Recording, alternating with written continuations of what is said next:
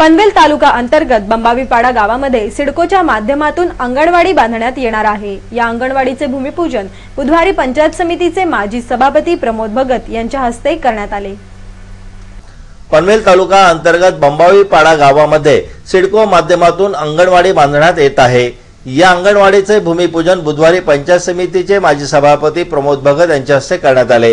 या प्रसंगी जिल्हा परिषदेचे शिक्षण व आरोग्य सभापती बाळाराम पाटील, एपीएमसीचे सभापती राजेंद्र पाटील, कर्नाळा स्पोर्ट्स अकॅडमीचे उपाध्यक्ष रविशेठ पाटील, सोमनाथ भगत आदी मान्यवरांसह ग्रामवासी मोठ्या संख्येने उपस्थित होते। या प्रसंगी बाळाराम पाटील यांनी उपस्थितांना मार्गदर्शन करताना बंबावीपाडा येथील ग्रामस्थांचे अभिनंदन करीत त्यांच्या वतीने करण्यात येणाऱ्या विकास कामांची प्रशंसा केली। एक अतिशय चांगली कामं करणारं गाव म्हणून बंबावीचा लौकिक आहे। कुठलंही काम शासकीय योजनेतून आपण मंजूर केल्यानंतर त्याच्यामध्ये पैशाची अपेक्षा न करता गावाचं काम अतिशय दर्जेदारपणानं करणारी सारी ही मंडळी आहे। आज या अंगणवाडीचं भूमिपूजन होत असताना आमचे सहकारी ज्ञानेश्वर पाटील यांनी दाखवल्याप्रमाणे जी साईड आहे त्या ठिकाणी लागणारा सारा निधी तर खर्च होईलच, पण वर आणखी पैसे टाकावे लागतील अशी परिस्थिती आहे। पण त्याची तमा न बाळगता या ठिकाणी इस्टिमेटमध्ये नसतानाही कॉलम टाकून त्या ठिकाणी काम करण्याचा मानस या मंडळींनी व्यक्त केलेला आहे आणि त्याच्यातून आपल्या मुलांच्यासाठी असणारी त्यांची तळमळ आपल्याला निश्चितपणाने दिसून येते। मला अपेक्षा आहे लवकरच्या 2 महिन्यामध्येच ही इमारत पूर्ण होईल आणि त्या लवकरात लवकर ती बंबावीतील मुलांसाठी अंगणवाडीची इमारत वापरात येईल असा विश्वास या ठिकाणी व्यक्त करतो। एशियन तायक्वांडो असोसिएशनचे चेअरमन रिम टिऑन सिम सध्या भारत दौऱ्यावर आले आहेत। त्यांनी बुधवारी कर्नाळा स्पोर्ट्स अकॅडमीचा दौरा केला। यावेळी आमदार विवेक पाटील यांनी त्यांचे स्वागत केले। तायक्वांडो असोसिएशनचे चेअरमन रिम टिऑन सिम सध्या भारतात दौरा करीत आहेत। त्यांनी बुधवारी कर्नाळा स्पोर्ट्स अकॅडमीचा दौरा केला। या प्रसंगी आमदार विवेक पाटील यांनी रिम रियांग सिम यांचे पुष्पगुच्छ देऊन स्वागत केले। या प्रसंगी कर्नाळा स्पोर्ट्स अकॅडमीचे उपाध्यक्ष रविशेठ पाटील, संचालक सुभाष पाटील, शहर संघटक मल्लीनाथ गायकवाड, पंचायत समितीचे माजी सभापती सुभाष पाटील आदी मान्यवर उपस्थित होते। या प्रसंगी आमच्या प्रतिनिधींनी रिम टिऑन सिम यांच्याशी बातचीत केली।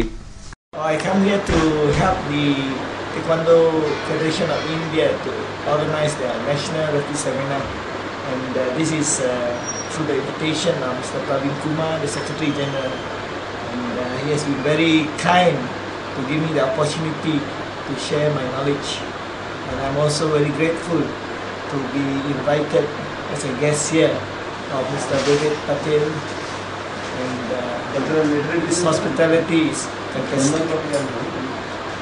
And what about Subhash Patil? Subhash is my good friend. Of course, he has been very kind too, because he was at the airport to pick me up, and he took care of me all the time until now. And tomorrow he's going to take me to Pune for the seminar, and he is doing all the arrangement. And I think he will be very helpful to me in making my job easier. Do you saw this sports academy, Karnala Sports Academy? I just see the outside. Yeah. And I was told by Subhash that the academy hosted some taekwondo events, and not only that, they are given free. They are not charged for the use of the facilities, and I think that is an excellent support for the sports taekwondo. Navi Mumbai पोलिसांनी 5 आरोपींना अटक करून ताब्यात घेतले आहे। या 5ही आरोपींनी घरफोडी, दरोडे, चेन स्नेचिंग सारखे अनेक गुन्हे केले होते।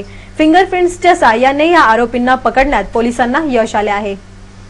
सीबीडी पोलिसांकडून नवी मुंबई शहरात घडणाऱ्या अनेक गुन्ह्यांचा तपास चालू असताना एका फिंगरप्रिंटच्या आधारावर पोलिसांनी 5 आरोपींना अटक करून ताब्यात घेतले आहे। या 5ही आरोपींनी नवी मुंबईत ठिकठिकाणी चोरी, दरोडेसारखे गुन्हे केले होते। पकडण्यात आलेल्या आरोपींचे नावे नूर मोहम्मद करीम शेख उर्फ लड्डू वय 30, दिनेश विजय मुदलियार वय 30, हुसेन रफीक शेख वय 21, विजय सूर्या शेट्टी वय 35 व मुत्तू कुमार मुरगेल तेवर वय 28 या पकडण्यात आलेल्या आरोपींविषयी सीबीडी पोलीस स्टेशनचे वरिष्ठ पोलीस अधिकारी शेखर तोरे यांनी आमच्या प्रतिनिधींना अधिक माहिती दिली। ये लड्डू उसका ये अटक नाम है, उसका नाम है नूर मोहम्मद करीम शेख, अच्छा, अलियास लड्डू। ये मुमरा का रहने वाला है, बहुत ही शातिर, ये इसका घरफोड़ी का केसेस में वो अंजाम देता था। इसके खिलाफ इसके पहले 20-25 मामले दर्ज हैं और उसका मोडस ऑपरेंडी ये है कि वो अपनी गैंग के साथ कार में जाके वारदात को अंजाम नहीं जाता था। इसके पास एक होंडा सिटी कार भी है। सर, नवी मुंबई में उन्होंने कितने जगह नाम लिया है? नवी मुंबई में हमारे जब तक तय हो गए तफ्तीश, उसमें हमारे 4 केस और बाकी दूसरे पुलिस स्टेशन के 3 केस, 1 केस रत्नागिरी के और भी कई मामले हैं जो पुणे, नासिक यहाँ के भी उन्होंने केसेस किए हैं। तसेच या आरोपींनी नवी मुंबई शहरात अनेक गुन्हे केल्याचे कबूल केले असल्याचे पोलिसांनी सांगितले। इनका पेशा यही चोरी और चपाटी करना ही है। उसमें से हुसैन रफीक शेख है, ये बहुत तेज़ गाड़ी चलाता था, बहुत अच्छा ड्राइवर है। और बाकी सब उसके साथीदार हैं, सब चोरी है, उनका पेशा ही चोरी करना है। लड्डू ने इसके पहले शिक्षित कोई भी नहीं है इनमें, शिक्षित कोई। ज्येष्ठ नागरिक संघ पनवेलमध्ये 70 ते 85 वयोगटातील नागरिकांचा मोठा सहभाग आहे। वयाने ज्येष्ठ असले तरीही हे नागरिक सातत्याने विधायक कामात व्यस्त असतात। विविध उपक्रम राबवून त्यात स्वतः मेहनत करून दानशूर व्यक्तींकडून देणग्या जमा करून ज्येष्ठ नागरिक सभागृहाची प्रशस्त वास्तू उभी केली आहे। ही वास्तू ज्येष्ठ नागरिकांबरोबरच पनवेलकरांनाही उपयुक्त झाली आहे। ज्येष्ठ नागरिकांच्या वतीने संक्रांतीला तिळगुळ, दिवाळीला उठणे बनवणे असे उपक्रम राबवून निधी जमा करण्यात येतो। ज्येष्ठ नागरिक संघातील वयोवृद्ध सदस्यांना सभागृहाचे जिने चढता उतरता येत नाहीत, यासाठी लिफ्टची सुविधा ज्येष्ठ नागरिकांसाठी करण्यात येत आहे।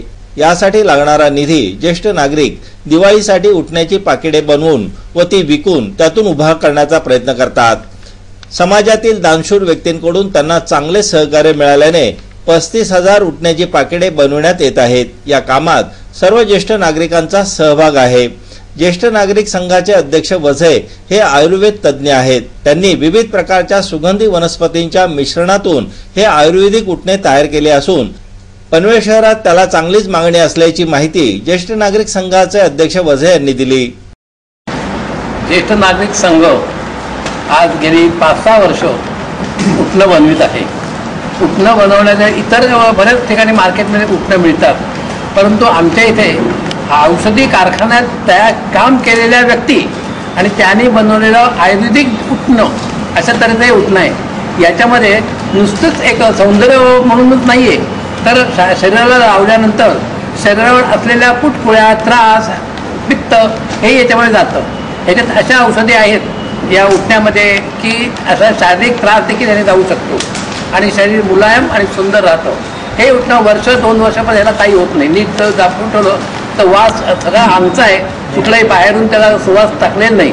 वनस्पतीचा नॅचरल सुवास याच्यामध्ये असल्यामुळे हे उठणं आहे तसंच कायम राहतं। हे उठणं करण्याचं आम्ही साधारणतः दिवाळीच्या वेळेला 360 किलो पावडरीचं उठणं तयार करतो। पावडर आणून आम्ही पावडर विकत घेत नाही, आम्ही वनस्पत्या विकत घेतो, त्या साफ करून त्या नंतर त्याची तिथेच पावडर करून घेऊन मग इथे आणून त्याचं मिक्सिंग केलं जातं आमच्या हॉलमध्ये। त्यामुळे आम्ही ह्या वस्तू ज्या टाकतो त्या बरोबर प्रमाणात आलेल्या आहेत की नाही हेही आम्हाला समजतं। आमची ही खरेदी सगळी APMC मार्केटमधनं रॉ मटेरियलची होते आणि नंतर इथेच बाकी सर्व गोष्टी केल्या जातात। हे उठणं लोक आनंदाने घेतात। साधारणतः आम्ही आता 30,000 पाकिट आम्ही करतो आणि याला पूर्ण मागणी आहे। शरद क्रीडा व सांस्कृतिक प्रतिष्ठान पुणे यांच्या वतीने जगद्गुरु श्री संत तुकाराम महाराज चौथी राज्यस्तरीय अभंग व भजन स्पर्धा 2011 चे आयोजन 8 व 9 ऑक्टोबर दरम्यान पेण येथील आगरी समाज हॉल येथे करण्यात आले होते। शरद क्रीडा व सांस्कृतिक प्रतिष्ठान पुणे यांच्या वतीने जगद्गुरु श्री संत तुकाराम महाराज चौथी राज्यस्तरीय अभंग व भजन स्पर्धा 2011 चे आयोजन 8 व 9 ऑक्टोबर दरम्यान पेण येथील आगरी समाज हॉल येथे करण्यात आले होते। या स्पर्धेमध्ये स्त्री भ्रूण हत्या या विषयावर अभंग व भजने सादर करण्यात आली।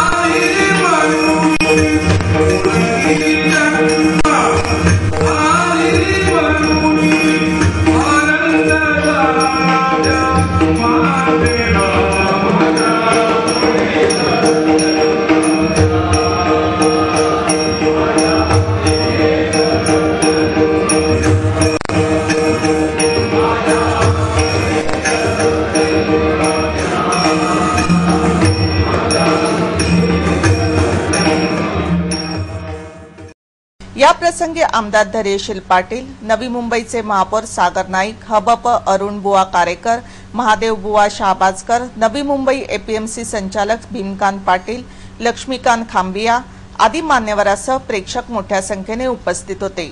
या दरम्यान या भजन स्पर्धेविषयी लक्ष्मीकांत खांबिया यांनी अधिक माहिती दिली। जगद्गुरू संत तुकोबारायांनी आपल्या अभंगातून समाजाचं प्रबोधन करण्याचं काम काहीशे वर्षापूर्वी केलं आणि तोच प्रबोधनाचा वसा शरद क्रीडा आणि सांस्कृतिक प्रतिष्ठान पुढे चालवत आहे। जगद्गुरू श्री संत तुकाराम महाराजांच्या नावानं होणारी राज्यस्तरीय 4थी भजनारी अभंग स्पर्धा आणि त्याचा विषय आहे स्त्री भ्रूण हत्या विरोधामध्ये जनजागृती करणे। भजन हा आपला राज्याचा आत्मा आहे असं आपण समजतो आणि आत्म्याने जर अंतर्मनाला साथ दिली तर आपलं मन ती गोष्ट ऐकल्यापासून राहत नाही। म्हणून आमच्या सर्वांच्या प्रयत्नाने आदरणीय विद्यावाचस्पती हबप रामचंद्र देखणे, आदरणीय लवलितकर महाराज, हबप साखरे महाराज, बापूसाहेब मोरे देहूकर यांच्या सर्वांच्या मार्गदर्शनाने ही स्पर्धा 4थ्या वर्षात पदार्पण करत आहे। एकूणच समाजामध्ये स्त्री भ्रूण हत्या रोखण्यासाठी जनतेमध्ये जनजागृती करण्याच्या हेतूनेच शरद क्रीडा व सांस्कृतिक प्रतिष्ठानने हा स्तुत्य उपक्रम सुरू केला आहे। रिक्षेतून प्रवास करणाऱ्या प्रवाशांच्या समस्या लक्षात घेऊन मुंबईसहित संपूर्ण महाराष्ट्रात मुजोर रिक्षा चालकांवर कारवाई करण्यात येत आहे। आपली मनमानी करीत प्रवाशांना वेठीस धरणाऱ्या पनवेलमधीलही रिक्षा चालकांवर सक्त कारवाई करण्यात आली। मुंबई व नवी मुंबईत आरटीओच्या वतीने रिक्षांवर कारवाई केल्यानंतर आता पनवेल शहरातील रिक्षा चालकांवरही आरटीओच्या वतीने कडक कारवाई करण्यात आली। या कारवाईनुसार आतापर्यंत 327 रिक्षा चालकांवर 3 महिन्यात लाखो रुपयाचा दंड वसूल केला आहे। यामध्ये अधिक भाडेवाढ वसूल करणाऱ्या 92 रिक्षांवर कारवाई करण्यात आली व जास्त प्रवासी रिक्षात भरून प्रवास करणाऱ्या 25 रिक्षा चालकांविरुद्ध कारवाई करण्यात आली। तसेच 24 रिक्षा चालक मीटरमध्ये हेराफेरी करत असल्याने त्यावरही आरटीओने कारवाई केली। याविषयी पनवेल आरटीओचे अधिकारी जिचकर यांनी अधिक माहिती दिली। तक्रार आल्यानंतर ती 15 दिवसाच्या आत ती त्याचा पूर्ण निपटारा होईल याकडे लक्ष देण्यात येईल। त्या संबंधित ऑटो रिक्षा धारकाला जो निलंबन कालावधी आहे तो कंपल्सरी आम्ही करणार आहोत। त्याला तडजोड शुल्क भरण्याची तरतूद देणार नाही, कारण एकदा काय होतं की तडजोड शुल्क भरलं एक 100 रुपये 200 रुपये 500 रुपये भरले की तो आपली ऑटो रिक्षा तशीच चालवण्याला मोकळा होतो। त्यामुळे त्याची रिक्षा कंपल्सरी निलंबन म्हणजे सस्पेंड अवस्थेत ठेवावी। मग ती 5 दिवस का होईना त्याकरता आम्ही आग्रही राहू। आपण एकंदरीत रिक्षा चालकांना मदत करण्याबाबत काय आव्हान करू इच्छिता किंवा काय त्यांना संदेश द्याल? रिक्षा चालकच संपूर्णपणे दोषी आहेत असं नाही। त्यामुळे प्रवासी सुद्धा जिथे कमी भाडं मिळेल तिथे शेअरचा किंवा कमी भाड्यानं मीटरशिवाय चालण्याचा आग्रह धरतात आणि दूर असेल तर मीटरप्रमाणे आग्रह धरतात। त्यामुळे मी प्रवाशांना एक पहिल्यांदा आग्रह करेल की सर्वच अंतरामध्ये त्यांनी मीटरचा आग्रह धरावा। एक ऑटो रिक्षा चालकांना सुद्धा ते जर एका पर्टिक्युलर एकाच ठिकाणाहून चालवून दुसऱ्याच एका ठिकाणी जाईल, दुसऱ्या ठिकाणी जाणार, तिसऱ्या ठिकाणी जाणार नाही, अशा प्रकारची भूमिका सोडून जे भाडं समोर येईल त्याकरता जर ते तयार राहिलेत तर त्यांच्या प्रॉफिटमध्ये त्यांच्या म्हणजे रोजगारामध्ये किंवा जे काही उत्पन्न असेल त्यामध्ये निश्चित स्वरूपाचं वाढ होईल। एक जर सकारात्मक त्यांनी दृष्टिकोन ठेवला तर प्रवाशांचे आणि त्यांचे हे अगदी जिव्हाळ्याचे संबंध निर्माण होतील आणि एकूणच समाजामध्ये चांगला सौहार्दाचं वातावरण तयार होईल। कर्नाळा स्पोर्ट्स अकॅडमीच्या वतीने उरण येथे प्रथमच दांडिया रास व कोजागिरी पौर्णिमेचे आयोजन करण्यात आले होते। यामध्ये आयोजित वेशभूषा स्पर्धेतही स्त्री पुरुषांनी मोठ्या संख्येने सहभाग घेतला। रसिक जनाच्या मनोरंजनार्थ कर्नाळा स्पोर्ट्स अकॅडमीतर्फे प्रथमच उरण येथे कोजागिरी पौर्णिमेचे औचित्य साधून मंगळवारी दांडिया रास व वेशभूषा स्पर्धेचे आयोजन सावरकर मैदानात करण्यात आले होते। या प्रसंगी शेकाप उरण तालुका चिटणीस केसी घरत, रायगड जिल्हा चिटणीस मंडळ सदस्य प्रोफेसर LB पाटील, रायगड जिल्हा परिषद सदस्य कलावती गावण, आयोजक उरण पंचायत समिती सभापती निकिता भोईर, उरण तालुका महिला आघाडी अध्यक्षा सोनिया मयेकर, पंचायत समिती सदस्य महादेव बंडा, नरेश घरत, फूबाई फू फेम दिगंबर नाईक, ज्येष्ठ कार्यकर्ते काका पाटील, उरण तालुका युवा अध्यक्ष मयूर सुतार, कविता ठाकूर, नैना पाटील, सुजाता ठक्कर, शिक्षण समिती उपसभापती सपना गायकवाड आदी मान्यवरांसह प्रेक्षक व दांडिया प्रेमी उरणवासीय मोठ्या संख्येने उपस्थित होते। या प्रसंगी उपस्थित मान्यवरांच्या हस्ते विजेत्यांना पारितोषिके देण्यात आली।